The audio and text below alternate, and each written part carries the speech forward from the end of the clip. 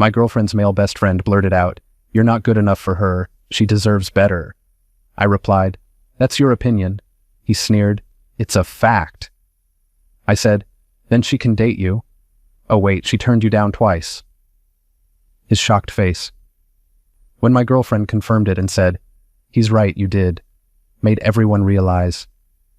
I, 27 male, just dropped a bomb at my girlfriend's birthday party that made her best friend go completely silent for the first time in 2 years. Still processing everything that went down. My girlfriend, 26, and I have been together for 2 years. Met through a mutual hobby group. Clicked immediately, moved in together after a year.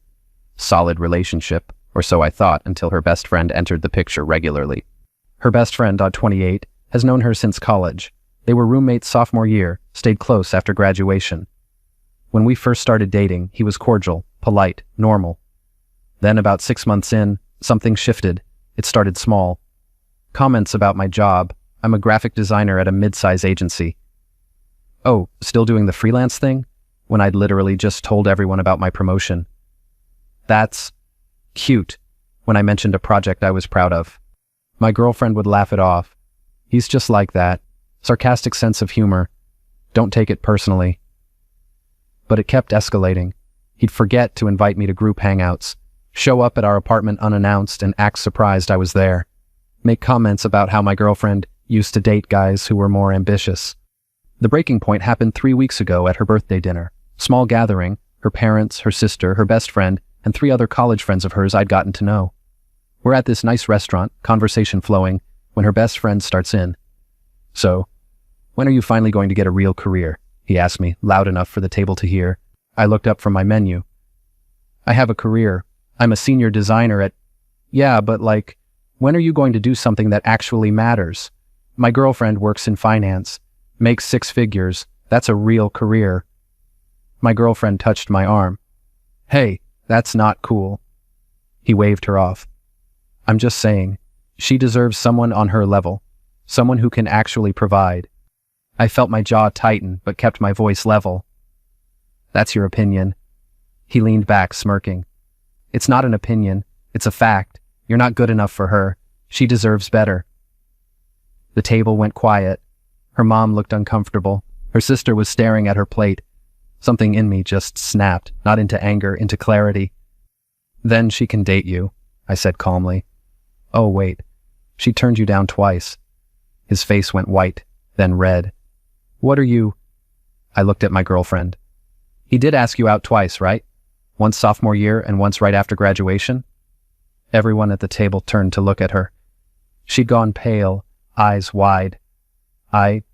How did you..." "You told me. 6 months ago, when we were talking about how we met and you mentioned he'd tried to make it romantic, but you only saw him as a friend." Her best friend stood up so fast his chair scraped. That was different." "Different how?" I asked. "Different because you decided after 2 rejections that if you couldn't have her, you'd make sure anyone she dated felt inadequate." Her dad made a noise that might have been a suppressed laugh. My girlfriend was staring at her best friend. "Is that what this has been about?" All the comments, the attitude toward him, "No, I'm looking out for you. He's not good enough. You need someone who..." "Someone like you?" her sister cut in.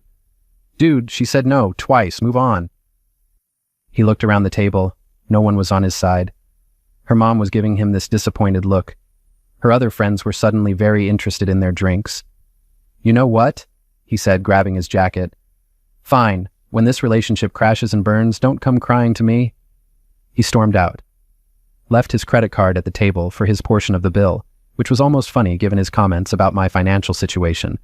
The dinner continued, but the energy was weird. My girlfriend kept apologizing. Her parents were overly nice to me, which felt like compensation. Her friends were giving me these sympathetic looks.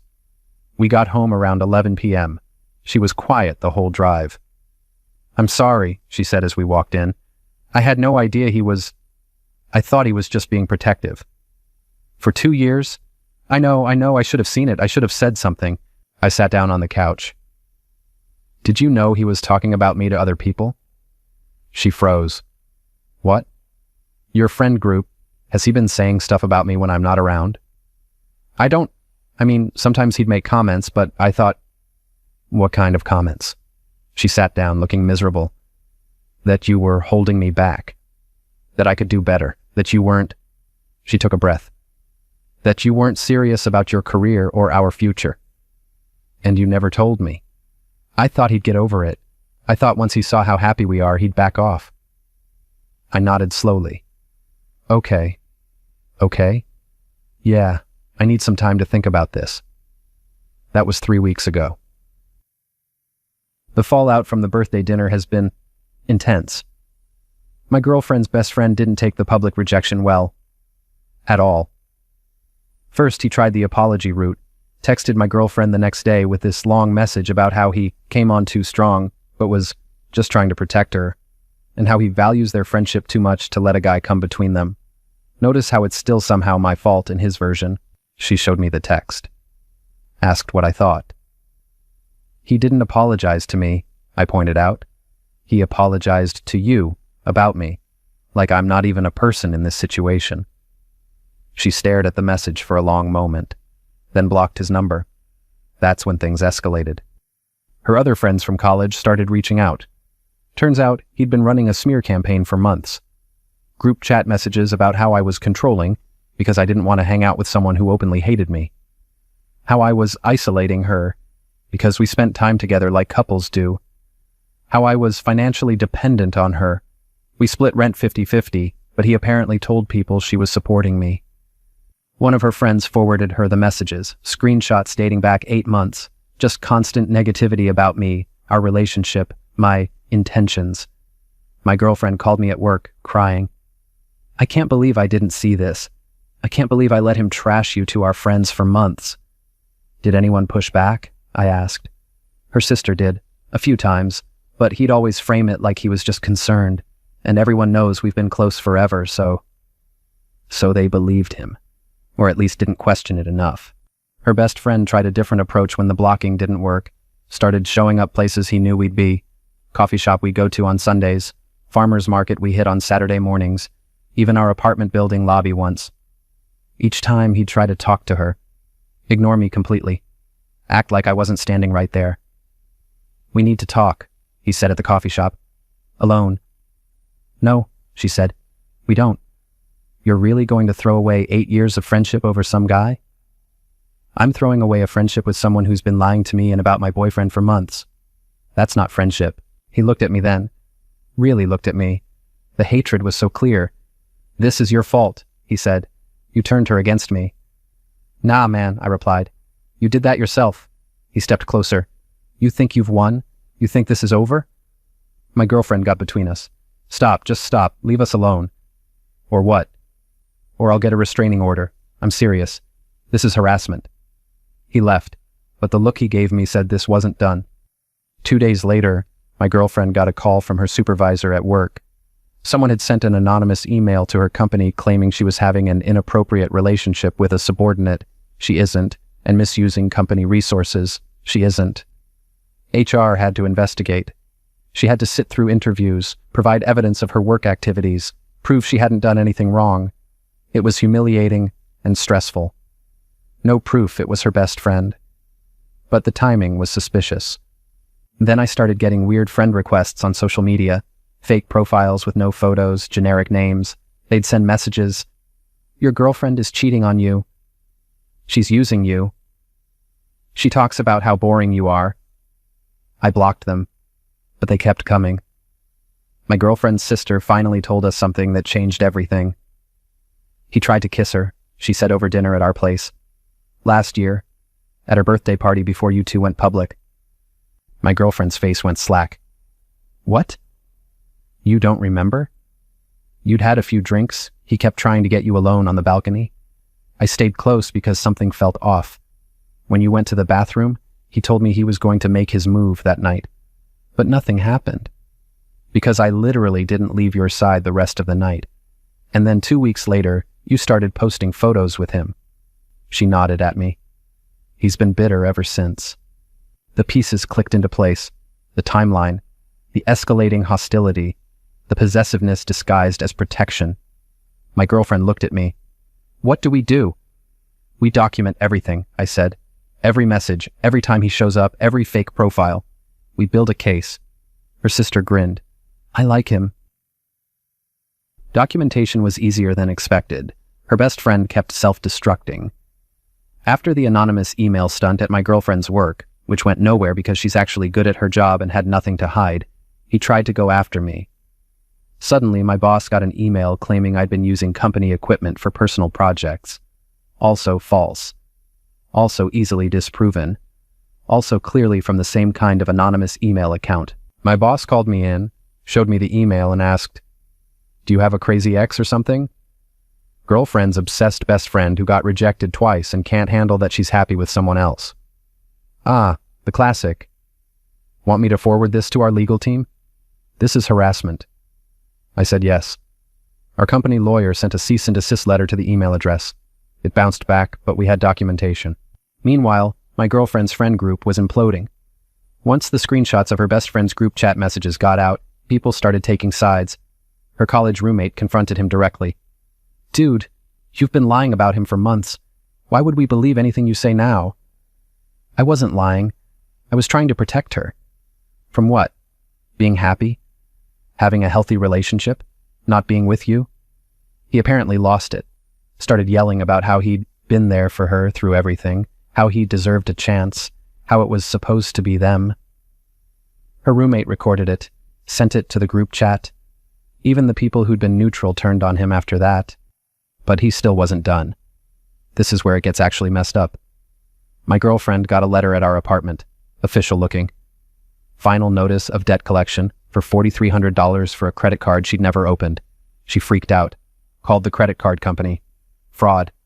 Someone had opened an account in her name 6 months ago. The purchases?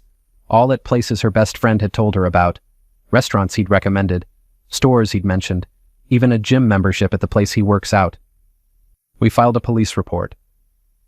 The detective asked if we had any idea who might have done it. Her ex-best friend, I said. He has access to her personal information from when they were roommates. Social security number, birth date, mother's maiden name.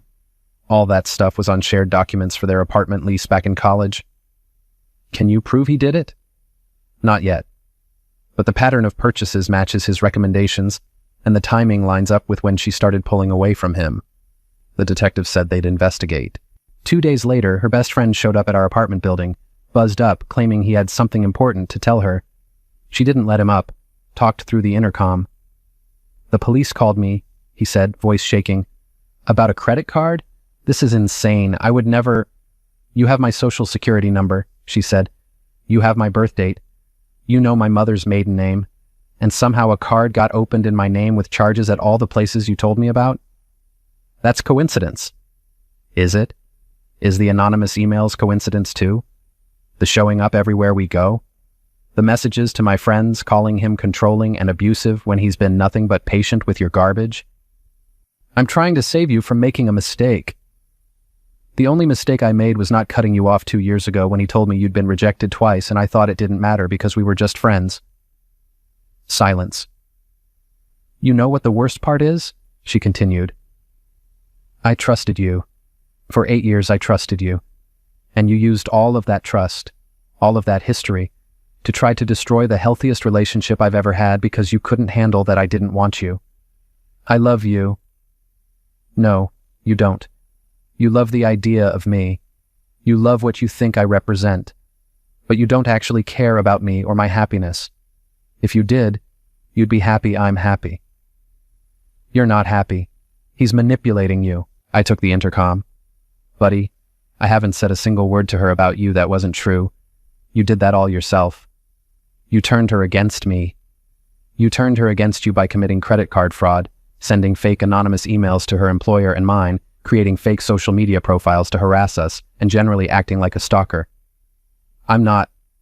You're on camera right now," my girlfriend said, "standing outside our building, harassing us after we've asked you to stop. The police have the footage from the last 3 times you did this. You need to leave and not come back." He left. But we could hear him yelling in the lobby about how we'd regret this. The next day, my girlfriend got a call from the detective. The credit card company had traced the IP address of the account creation, matched it to her best friend's home address. We're pressing charges, the detective said. Identity theft, fraud. He's looking at potential jail time. It's been 2 months since her birthday dinner. The legal stuff is still ongoing, but here's where everything stands. Her former best friend got arrested 3 weeks ago. Turns out the credit card fraud was just the beginning. When the police searched his place with a warrant, they found a folder on his computer titled "With my girlfriend's name," containing photos of her from social media going back years, including some she'd deleted, draft emails he'd never sent, ranging from love confessions to angry rants about me, a burner phone he'd used to create the fake social media profiles, receipts from a PI he'd hired to investigate me, which turned up nothing because I'm just a regular dude living my life. His lawyer tried to argue it was a misunderstanding, and he was just concerned about his friend. The prosecutor pointed to the credit card fraud, the harassment, the stalking evidence, and said this was criminal behavior, not concern. He took a plea deal: probation, mandatory counseling, restitution for the credit card charges, and a 5-year restraining order against both of us. No jail time, which honestly my girlfriend was relieved about. She didn't want to be responsible for him going to prison, even after everything. Her friend group completely imploded. Half of them apologized to her and me for not seeing the signs sooner. The other half quietly distanced themselves, probably embarrassed they'd believed his garbage for so long. Her college roommate, the one who'd confronted him, became one of our closest friends.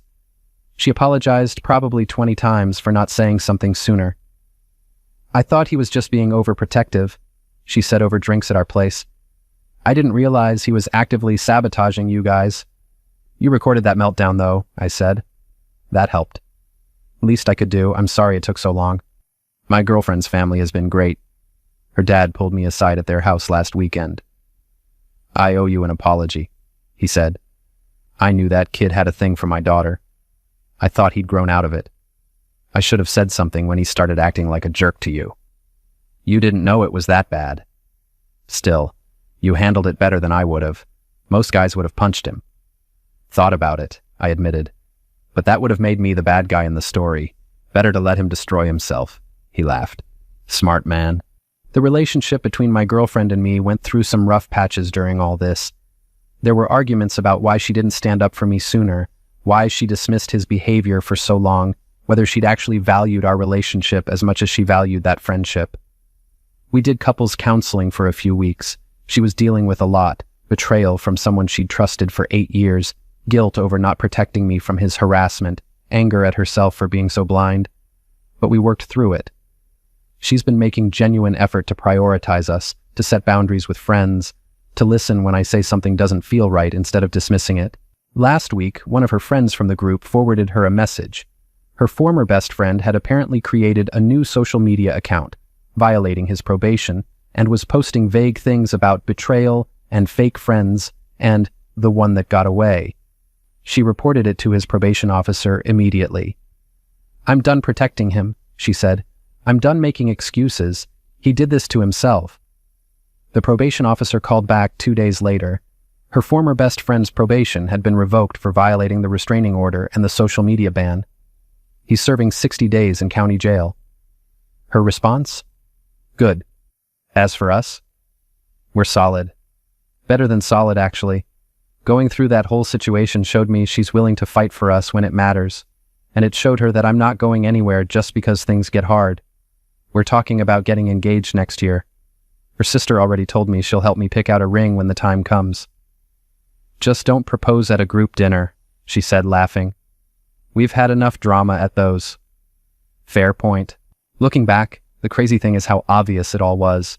Her best friend never got over being rejected, never moved on, built up this entire fantasy where if he just waited long enough, proved himself enough, made everyone else look bad enough, she'd finally choose him. But that's not how life works. That's not how people work. You can't manufacture feelings. You can't manipulate someone into loving you. All he did was destroy an 8-year friendship and earn himself a criminal record. Meanwhile, I'm here, in our apartment, with our cat, planning our future, living the life he wanted but could never have because he couldn't accept a simple no. Someone asked me if I felt bad for him. Honestly, not really. Feel bad for my girlfriend who lost someone she considered family. Feel bad for his parents who have to deal with the fallout But him? He made his choices. Every step of the way, he chose to escalate instead of move on. Chose to hurt her to get to me.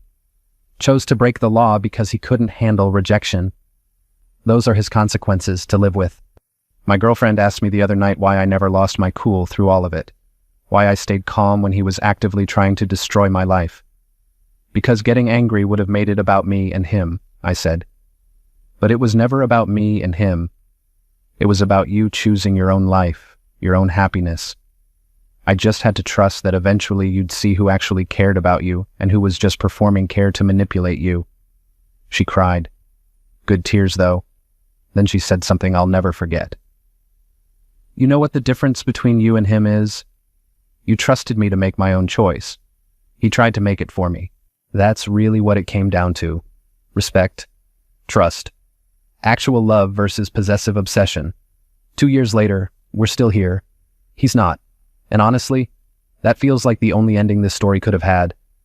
To anyone dealing with something similar, whether it's a jealous friend, an ex who won't move on, or anyone trying to sabotage your relationship from the outside, document everything, trust your gut, and let them destroy themselves.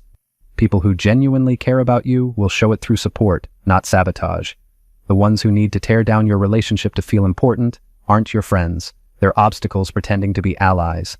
Cut them out. Move on. Be happy despite them. That's the best revenge there is.